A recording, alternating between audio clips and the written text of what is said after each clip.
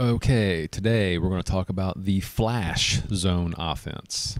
I spoke about logo in the zone video prior to this one, but this one is going to have a little bit more movement. One of the issues with logo with some coaches is that there's not a lot of player movement, and this one certainly has more of that. So again, pretty simple stuff. You're going to see mostly a team of freshmen operating this. This was a team that I had many years ago that was a 19-win team as a freshman team. Actually, it was a JV team full of freshmen, and so I think that shows you that even younger kids can operate this offense. So let's go ahead and give this a look. So this is actually our team from last year of varsity. Of course, we've got some freshmen on this team, but we had just put this in with them primarily because we felt we didn't have an ideal logo for this team, and we wanted to have a little bit more movement. So we'll go over some of the rules for Flash here. Again, it's not very hard. You've got your point guard, 2 wings, your post player, and your baseline runner. This needs to be a shooter. This team didn't run this offense all that much, but I wanted to show the basic formations until we got into the other team.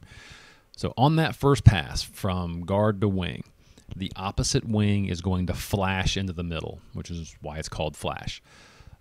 Normally in logo, you'd have a player here in the logo spot. Well, that player has now been moved to the corner, and we'll get to their rules here in just a second. But opposite wing gets the ball, this wing is going to flash in looking for a pass. The point guard, or whoever's on this spot, because these 3 players are going to end up interchanging spots the entire time.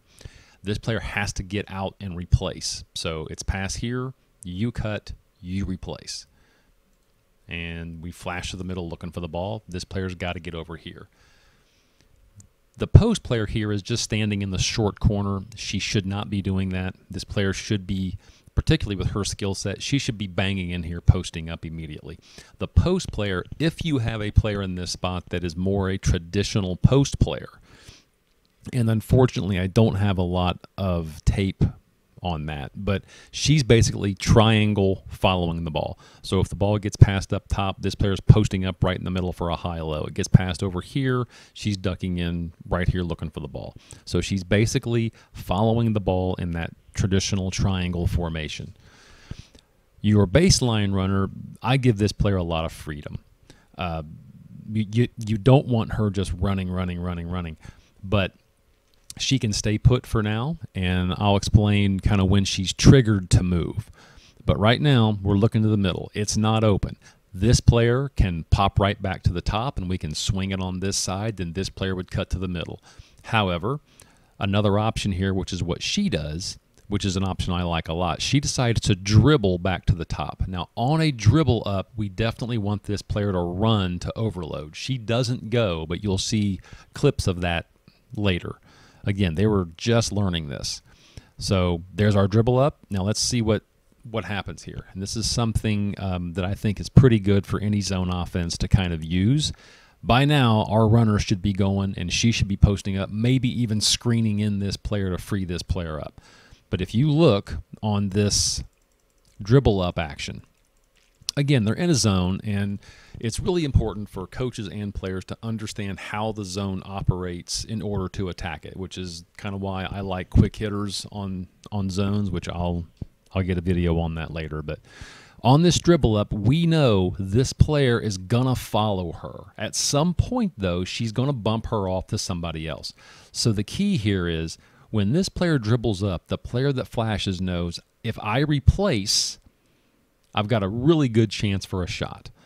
So we go up, we dribble up, we dribble up.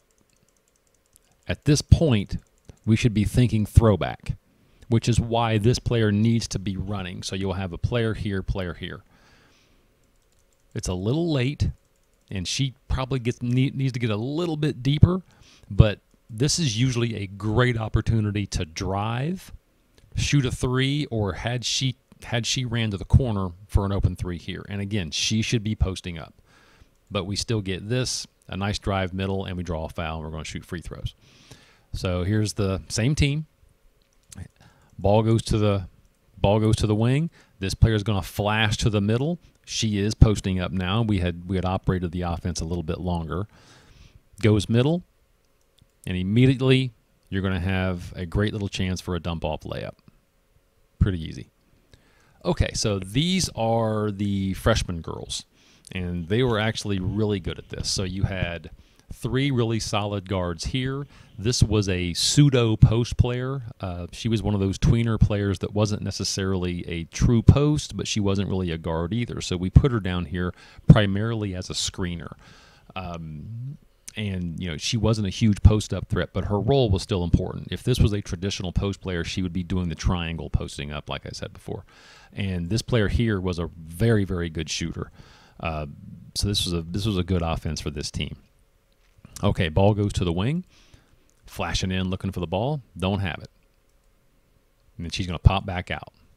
Now we pass the ball to the corner. So with this team, we had a rule: when you pass the ball to the corner, this player would cut through and we'd all rotate one spot. You don't have to do that.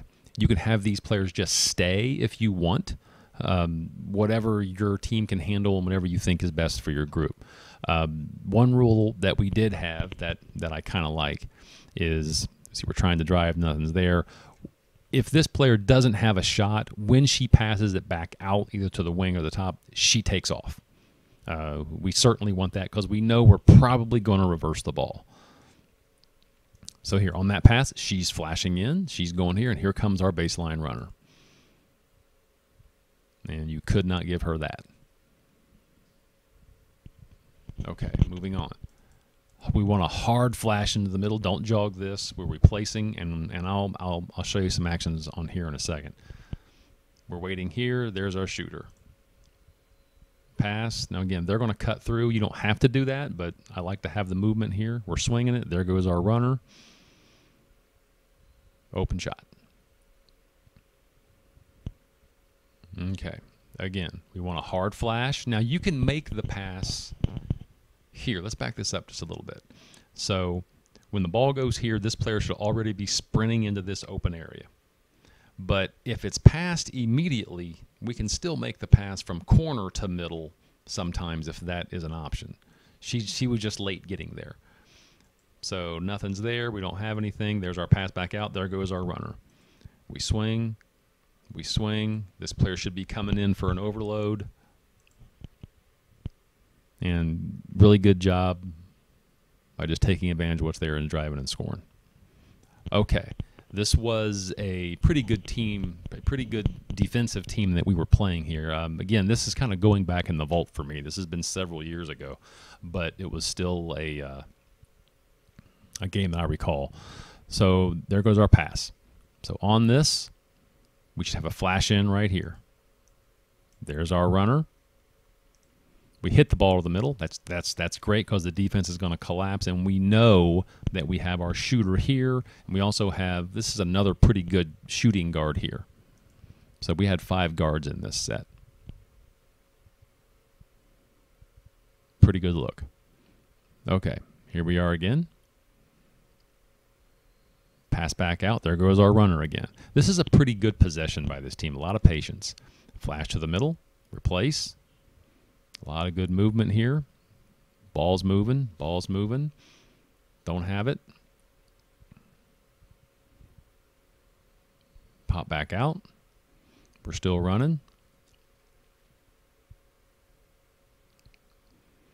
Really good patience by this team. And eventually, they're going to be out of position. We get the ball to our shooter for a shot. Okay. Different positioning now. We had moved some players around. So now we made, there's our screener, new baseline runner, still a pretty good player. There's our shooter who was the baseline runner, but now she's in the cutting triangle part of this. Flash to the middle. Again, they're starting to be pretty aggressive. They know we're trying to get the ball there. Throw it back out. Keep our rotations. Very good. Flash to the middle. Now this is a great example. This worked out even though, again, this was our shooter and she flashes to the middle. So at this point you can see that this team knows, hey, we're trying to flash middle and get the ball here. So this is a great option out of this offense is the pin and skip. So ball comes here. 10 flashing middle. She's wanting the ball. She should be screening here, but she actually jumps thinking, hey, that's to me. But it's a great pass by this kid right here. And this is a very good player. So we're looking to pin, skip. You'll get that a lot.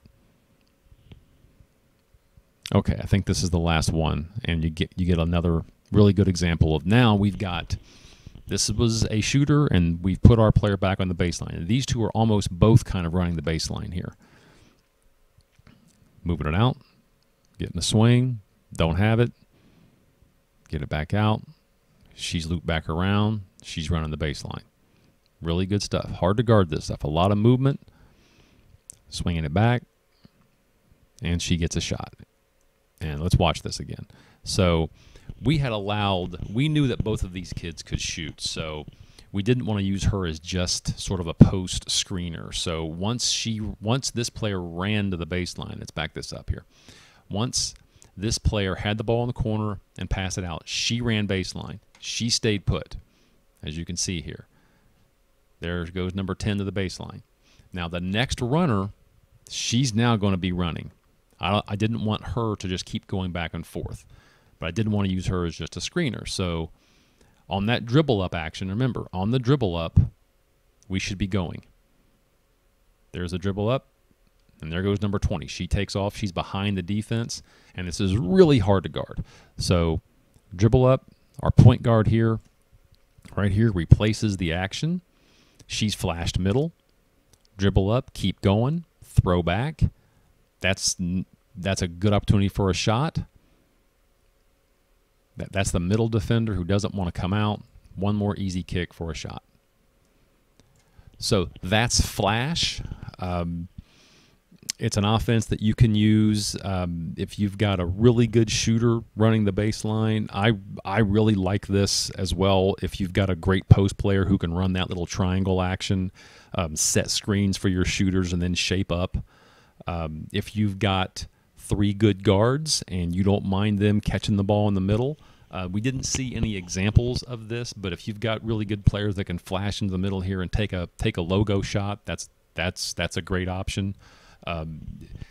It's nice if you can combine something like this with the offense that I showed earlier called logo. Whereas logo, there's not a lot of movement at all. You're really just moving the ball around as fast as you can, trying to get the ball to the logo and the finisher, and then looking for shots and kick out threes. With this, now you have a lot more cutting, a lot more movement that the zone can kind of get lost in. So I think trying, if you can, to try to use both of these, and this works. It doesn't really make a difference if it's 1-2-2, 2-3.